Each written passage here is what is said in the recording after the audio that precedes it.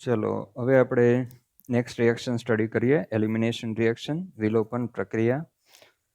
આપણે હેલો આલ્કેનની 3 ટાઈપની રિએક્શનની વાત કરેલી. એમાં ફર્સ્ટની અંદર nucleophilic substitution reaction, which are classify into 2 categories, SN1 and SN2.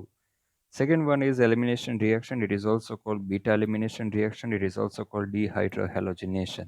It is also called beta dehydrohalogenation. So this reaction is very important for competitive exam, JEE and NEET. બરાબર, તો G અને NEET માટે most important છે. બહુ બધી વાર આમાંથી MCQ પૂછાયા છે અને ગુજરાત બોર્ડની અંદર પણ આમાંથી થિયરી પૂછાય છે. તો 2 વર્ષ પહેલાં જ આમાંથી 3 માર્ક્સની થિયરી પૂછાયેલી. ઝેડસેફનો નિયમ, રિએક્શન અને ઉદાહરણ આપીને સમજાવો. જબરજસ્ત થિયરી છે અને એના માટે થોડી તમને 11મા ધોરણમાં 12મું ચેપ્ટર એમાં હાઇપર કોન્જ્યુગેશન ટોપિક આવેલો એની પણ જરૂર પડશે. તો કોમ્પિટિટિવ તરફ જ્યારે આપણે જઈએ ત્યારે તમને અહીંયા આલ્કિનની સ્ટેબિલિટીની વાતની જરૂર પડશે. કયો આલ્કિન વધુ પ્રોડક્ટમાં આવશે અને કયો ઓછી પ્રોડક્ટમાં આવશે, ત્યારે આપણે હાઇપર કોન્જ્યુગેશનનો ઉપયોગ કરવો પડશે. સો હિયર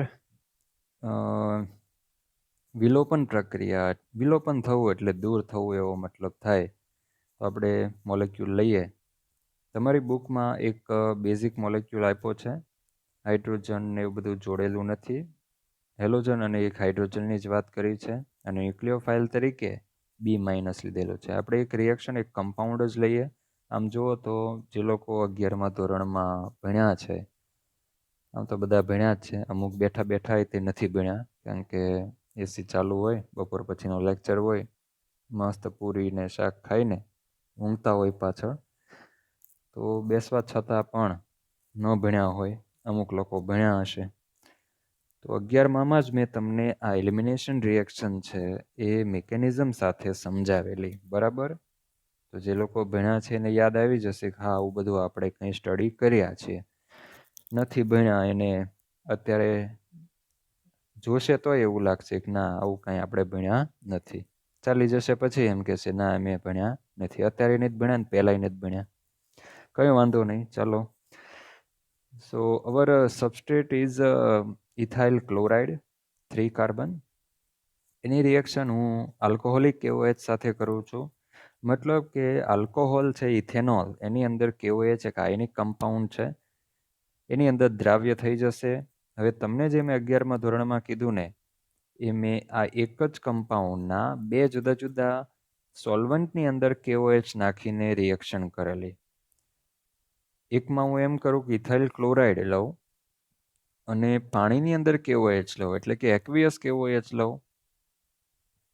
અને આ જે મેં લખ્યું છે એમાં ઇથાઇલ ક્લોરાઇડની રિએક્શન કરવામાં આવે છે ઇથેનોલિક KOH સાથે અથવા તો આલ્કોહોલિક KOH સાથે. ખાલી આલ્કોહોલ એવું લખ્યું હોય અને KOH આપ્યું હોય તો પણ સમજી જવાનું કે ભાઈ એલિમિનેશન રિએક્શનના ચાન્સ મેક્સિમમ છે. તો જો હું એક્વિયસ KOH લઉં ને આની જગ્યાએ એક્વિયસ KOH જો લઉં તો સબસ્ટિટ્યુશન રિએક્શન થાય. બરાબર, વિસ્થાપન પ્રક્રિયા થાય. તો વિસ્થાપન પ્રક્રિયા તો આપણે આગળ ભણી જ ગયા છીએ. તમે ક્લોરીન છે, ક્લોરીનની જગ્યાએ સીધો OH જોડાઈ જશે અને પ્રાઇમરી છે એટલે SN2 મિકેનિઝમ મુજબ થશે. પરંતુ અહીંયા મેં ઇથેનોલ લીધો છે.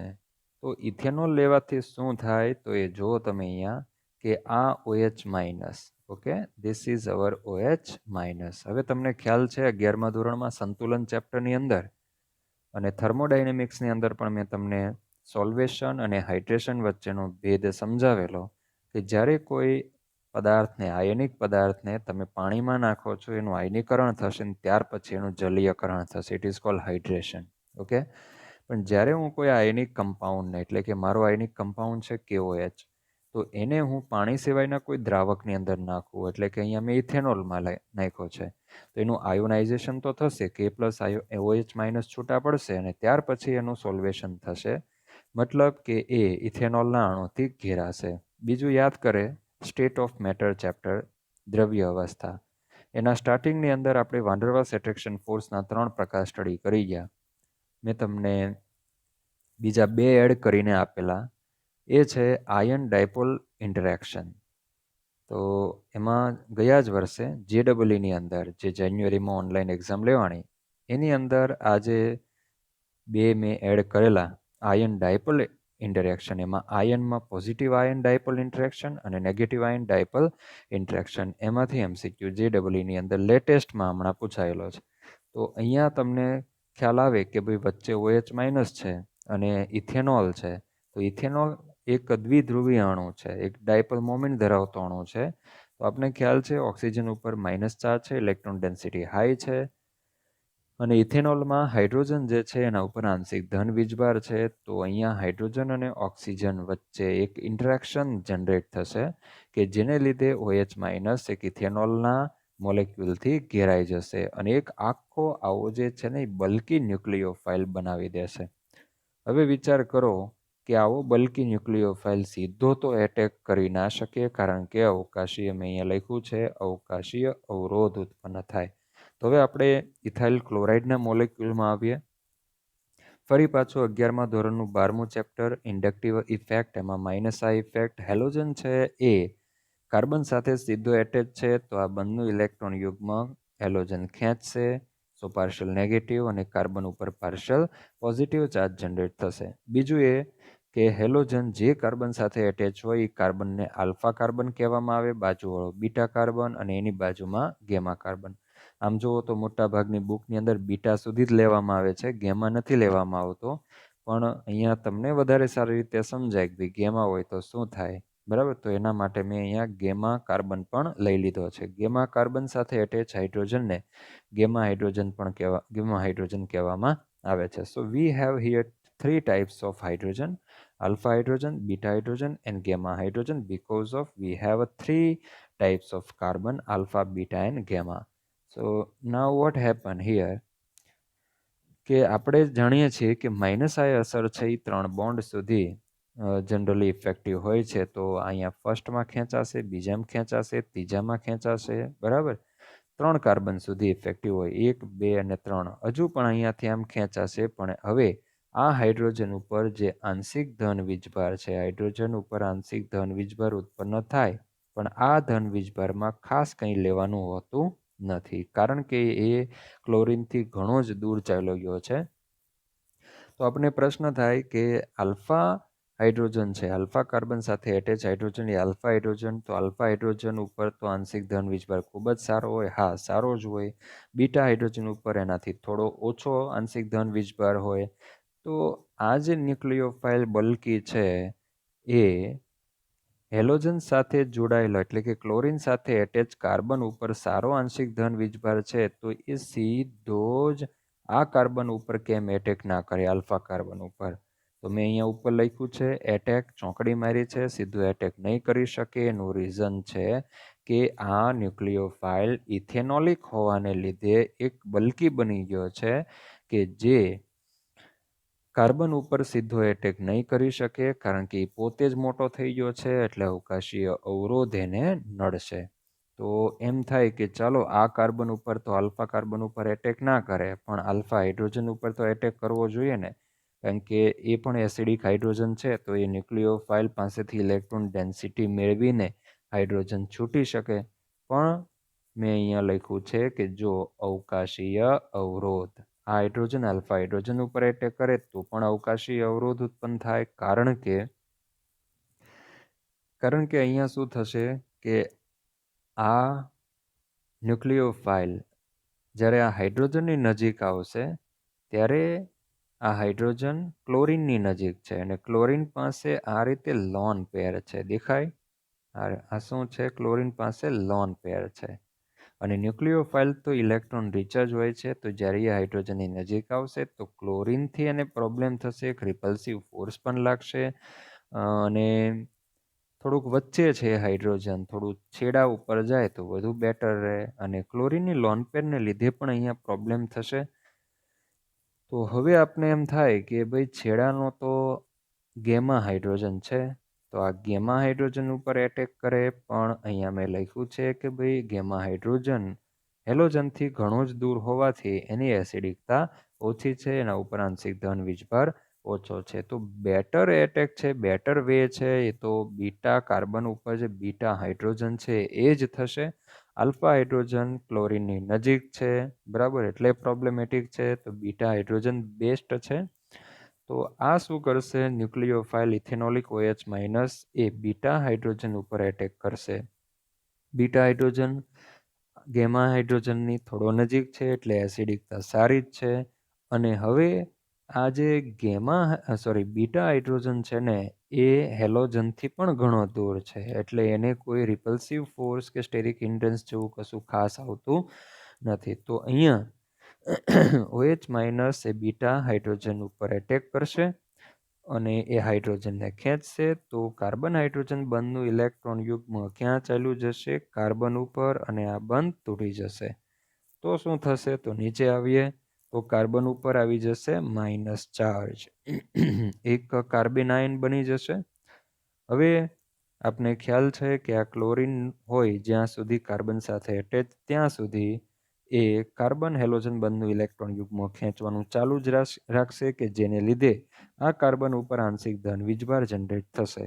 તો electron pair migrate on this adjacent carbon atom, and here this electron pair completely migrate on chlorine atom and removal of chlorine as a Cl minus ion to form our product alkene.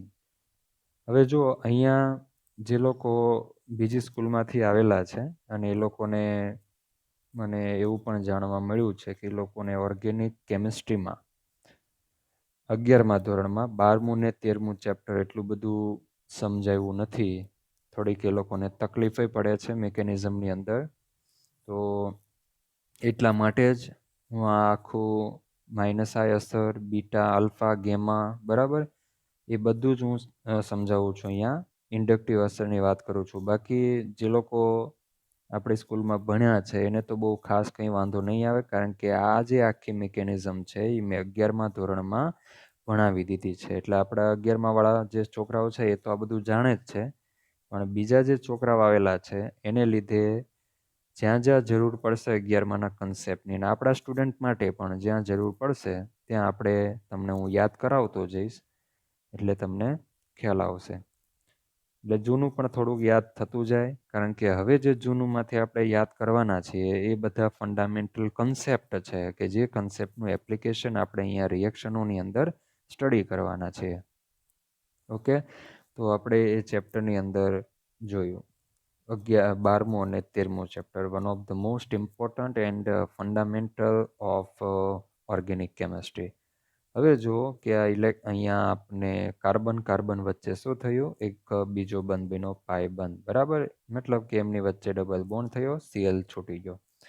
હવે આ જે hydrogen છે beta hydrogen, you can see here removal of hydrogen beta, removal of hydrogen from beta carbon, and removal of chlorine from alpha carbon, and this alpha and beta carbons are adjacent carbon. So alpha beta જે carbon છે એ અહીંયા એડજસન્ટ એટલે કે પાંચ પાસેના carbon છે. તો પાંચ પાસેના કાર્બન પરથી જ હંમેશા હાઇડ્રોજન અને હેલોજન રિમૂવ થાય, ખાસ ધ્યાન રાખવું, બરાબર. એક મૂકીને કોઈ દિવસ એલિમિનેશન રિએક્શનમાં કોઈ દિવસ એક મૂકીને હાઇડ્રોજન અને હેલોજન રિમૂવ થતા નથી. તો એડજસન્ટ કાર્બન પરથી હાઇડ્રોજન હેલોજન રિમૂવ થાય એટલા માટે એને શું કહેવામાં આવે છે, ડિહાઇડ્રોહેલોજિનેશન. ડી એટલે રિમૂવ થયું, હાઇડ્રો એટલે હાઇડ્રોજન, અને હેલોજિનેશન તો એમાં હેલોજન, તો એ આલ્ફા કાર્બન ઉપરનો હેલોજન, બરાબર. અને બીટા એલિમિનેશન પણ કહેવામાં આવે છે, કારણ કે આપણે બીટા કાર્બન ઉપરથી હાઇડ્રોજન રિમૂવ કરીએ છીએ, અને આલ્ફા કાર્બન ઉપર તો હંમેશા હેલોજન હોવાનો, કારણ કે હમણાં કીધું કે હેલોજન જે કાર્બન સાથે એટેચ છે એ પોતે જ આલ્ફા કાર્બન છે, બરાબર. તો અહીંયા આપણને પ્રોડક્ટ તરીકે આલ્કીન મળ્યું. ચલો, બાય પ્રોડક્ટ તરીકે આપણને શું મળશે, તો OH છે ને, KOH નો જે OH માઇનસ છે એને તો હાઇડ્રોજન ખેંચી લીધો, તો આપણને જે બાય પ્રોડક્ટ મળશે એ H2O મળશે. બીજું કે Cl માઇનસ છૂટું છે, તો એ Cl માઇનસ એ કે પ્લસ સાથે જોડાશે, કારણ કે ખબર છે આપણને કે Cl માઇનસ જે છે હેલોજન આયન, એને આલ્કલી ધાતુ S વિભાગના ધાતુ આયન સાથે જબરજસ્ત એટ્રેક્શન હોય છે. તો એ બનાવી દેશે KCl. So these two are our byproduct, and here ethanol is nothing but act as only solvent. એક દ્રાવક તરીકે યુઝ થાય છે અને એ પણ એક ન્યુક્લિયોફાઇલને સ્ટેરિક હિન્ડ્રન્સ જનરેટ કરવા માટે, એક બલ્કી ન્યુક્લિયોફાઇલ બનાવવા માટે આપણે ઇથેનોલનો અહીંયા યુઝ કરીએ છીએ. તો ખ્યાલ આવે છે? અહીંયા H2O અને KCl આપણા શું થશે? By product. પણ તમે સમજજો કે ઘણા શું વિચારે, જો આવું વિચારે, આમ કરશે CH2 here H and CH2 here Cl. જો KOH કૌંસમાં ALC લખ્યું હોય, એક્ઝામની અંદર કોમ્પિટિટિવ ને એવું હોય ને ત્યારે આટલું જ ખાલી એ લોકો આપે. એમાં આલ્કોહોલિક કેવો હોય છે એવું નહીં. ALC એટલે સમજી જવાનું આલ્કોહોલિક કેવો હોય છે, બરાબર. એ ઇથેનોલ હોઈ શકે, પ્રોપેનોલ હોઈ શકે, મિથેનોલ હોઈ શકે, એટસેટ્રા. અને એક્વિયસ હોય તો ખબર જ છે, Clની જગ્યાએ OH આવી જશે, સબસ્ટિટ્યુશન રિએક્શન થશે. હવે આ જે કાર્બન છે એ આલ્ફા છે અને આ કાર્બન બીટા છે. તો બીટા ઉપરથી હાઇડ્રોજન રિમૂવ થશે અને આલ્ફા પરથી ક્લોરિન રિમૂવ થશે. એટલે ઘણા લોકો છે ને શું કરે, બે રિમૂવ થઈ ગયા તો આવી રીતે પ્રોડક્ટ તો આ રીતે બની જ જશે, CH2 this is called ethene. Product આ રીતે બનશે. બાય પ્રોડક્ટ કહેશું ને તો એ લોકો HCl લખશે, કારણ કે અહીંયાથી H અહીંયાથી Cl બે ભેગા થઈને હું બનાવશે HCl. This is completely wrong. આ તો એલિમિનેશન સમજવા માટે, હા, એલિમિનેશન રિએક્શનની મિકેનિઝમમાં તો આવું જ થાય છે કે પહેલાં બે હાઇડ્રોજન રિમૂવ થાય, હાઇડ્રોજન રિમૂવ થયા પછી કાર્બન આયન બને. જો દેખાયા અહીંયા જે બન્યો છે ને કાર્બન આયન ઇન્ટરમીડિયેટ બન્યો છે અને એ પછી Clને રિમૂવ કરે છે, કારણ કે ઇલેક્ટ્રોન ડેન્સિટી હાઈ થઈ ગઈ, બાજુમાં લો છે તો ટ્રાન્સફર થશે. તો આ ક્લોરિન બંધની ઇલેક્ટ્રોન ડેન્સિટી લઈને નીકળી જશે. તો અહીંયાથી Cl ગયો. તો આ રીતે એ લોકો H ને Cl જોડીને આ રીતે બનાવી દે. ના, આપણે યાદ રાખવા માટે આ રીતે કરવાનું કે એડજસન્ટ કાર્બનો પરથી H અને Cl જશે. H અને Cl respectively from which carbon atom? So beta and alpha.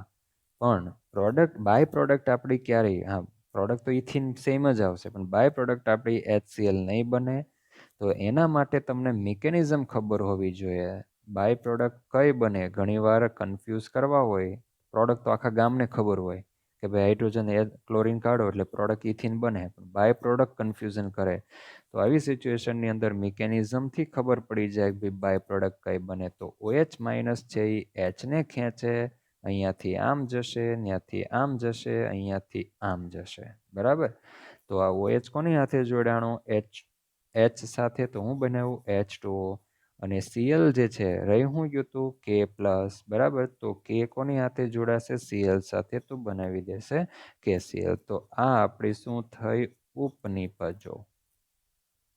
Okay, એ આપણને મિકેનિઝમથી ખ્યાલ આવશે. ત્યાર પછી આપણે એવું જોઈએ, એવો હેલો આલ્કીન જોઈએ કે જેની અંદર એક કરતાં વધુ બીટા હાઇડ્રોજન પરમાણુ હોય. તો આપણને આલ્કીન પ્રોડક્ટ જે મળે છે એમાં બે ટાઈપની આલ્કીન પ્રોડક્ટ બનવાની શક્યતા, એક મેજર અને બીજું માઇનર. તો જ્યારે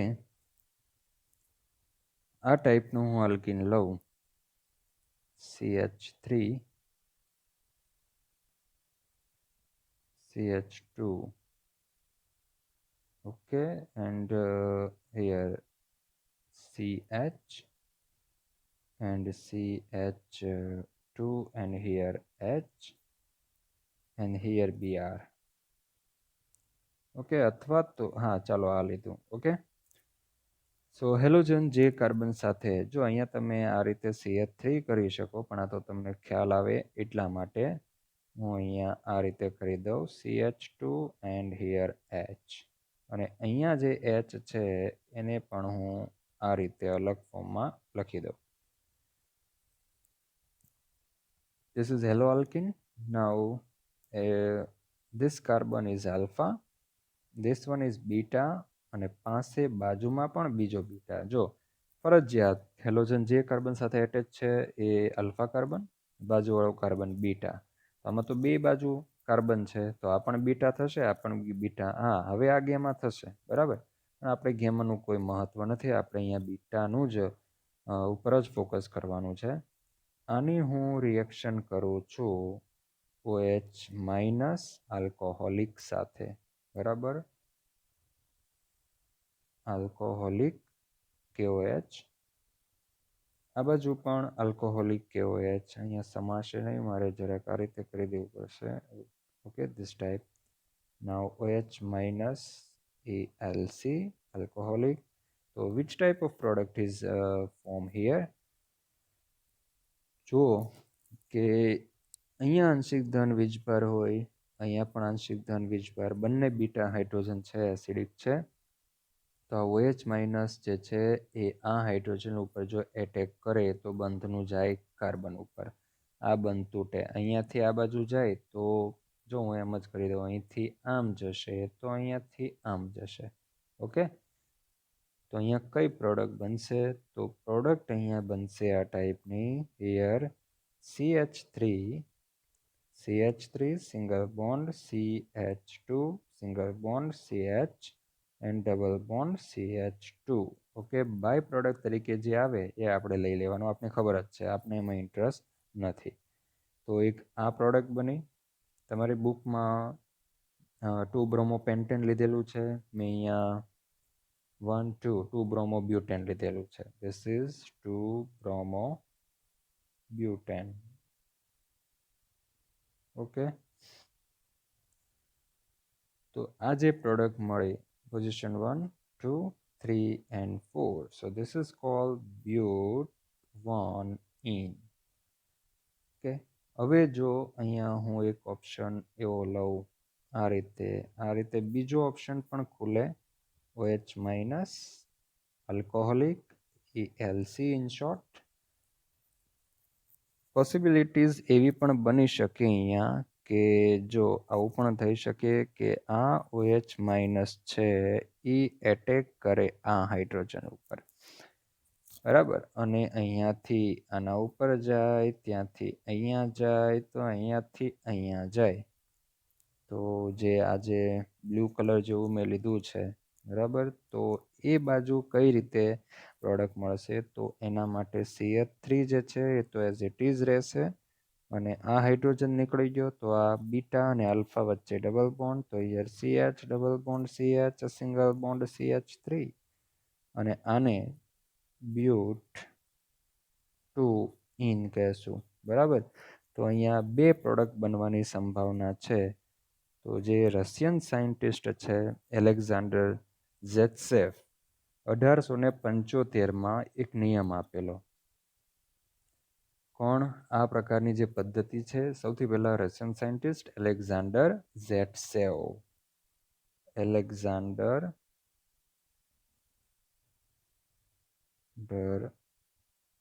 ઝેટસેવ, ઝેટસેવ અથવા તો એને ઝેટસેફ પણ કહેવામાં આવે છે, બરાબર. અને આ જે થિયરી છે ને બોર્ડમાં 3 માર્ક્સની અંદર પૂછાયેલી, તો 2 માર્ક્સની અંદર પણ પૂછી શકાય, અને બહુ બધી વાર JEE નીટની અંદર આમાંથી ક્વેશ્ચનો પૂછાયા છે, એટલે ખાસ ધ્યાનમાં રાખવું આ ટોપિકને. હવે યાદ કરે કે અહીંયા 2 ટાઈપની પ્રોડક્ટ મળે છે, તો તમને એવું પૂછે છે કે which one is in major amount, તો કઈ મેજર એમાઉન્ટમાં હોય અને કઈ માઇનર એમાઉન્ટમાં હોય. તો આ જે પ્રોડક્ટ છે ને એ 19-20% જેવી મળે, અને આ બાજુની જે પ્રોડક્ટ છે એ 80 કે 81% જેવી મળે છે. તો આ જે પ્રોડક્ટ છે એ મેજર એમાઉન્ટમાં છે, આ મેજર પ્રોડક્ટ કહેવાશે, જ્યારે આ પ્રોડક્ટ છે ને એ માઇનર કહેવાશે, એટલે કે એનું એમાઉન્ટ લેસ હોય. આ મુખ્ય પ્રોડક્ટ કહેવાય, બરાબર, આ મુખ્ય નિપજ, જ્યારે આ છે ને એ ગૌણ નિપજ કહેવામાં આવે છે. તો કેમ આ મુખ્ય નિપજ થઈ?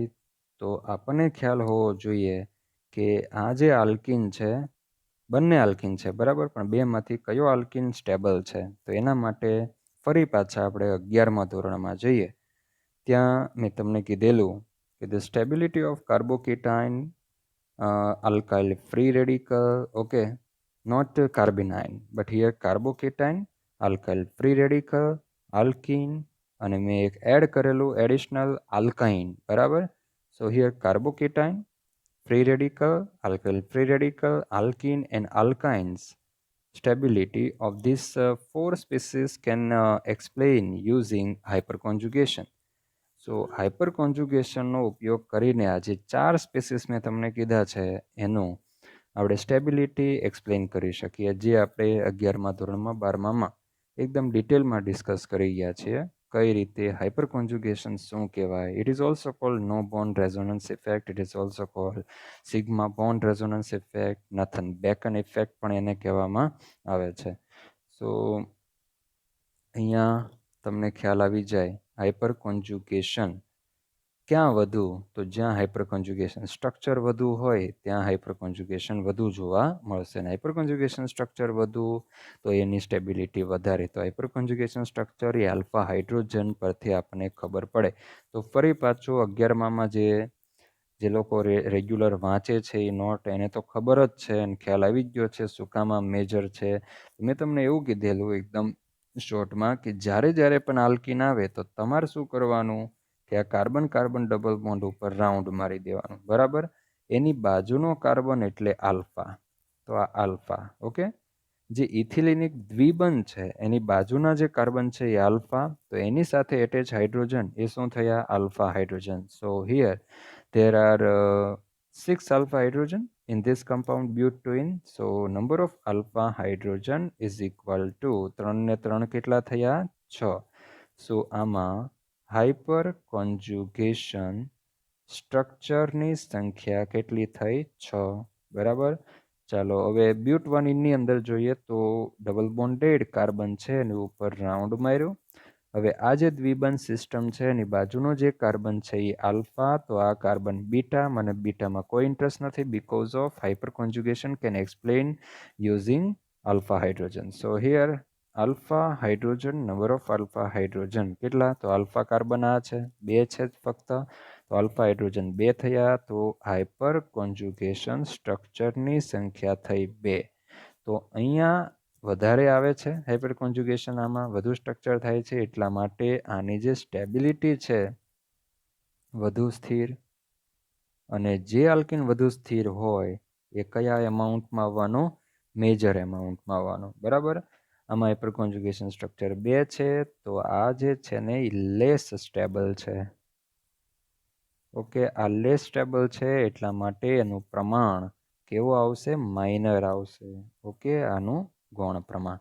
તો તમને આ ટાઈપનું કોઈ પણ હેલો આલ્કેન આપે, બરાબર, કે જેમાં 2 બીટા કાર્બન આવતા હોય અને જો આ ટાઈપની એલિમિનેશન રિએક્શન થતી હોય તો 2 પ્રોડક્ટ મળશે કે જેમાંની એક મેજર હશે અને બીજી માઇનર ફોર્મમાં હશે.